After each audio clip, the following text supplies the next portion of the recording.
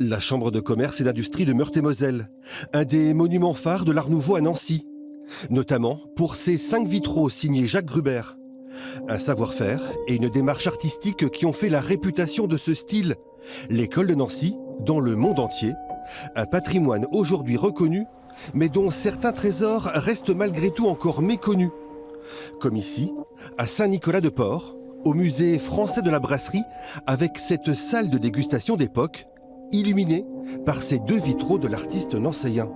Gruber, lui, a su très bien exploiter les caractéristiques des différents verres. On a ici, vous voyez, des verres lisses comme ça, des verres qui sont peints pour donner les décors, mais on a aussi des verres qui sont comme ceux-là, des verres en relief, qui vont donner une profondeur au vitrail.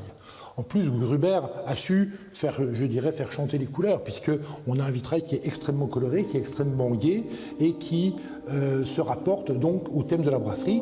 2 chefs-d'œuvre qui auraient pu disparaître sans l'action quasi militante des responsables du musée. Idem pour de nombreux documents typiques de l'école de Nancy que l'établissement conserve précieusement. Aujourd'hui, cela semble évident. Hier, c'était pourtant une toute autre histoire.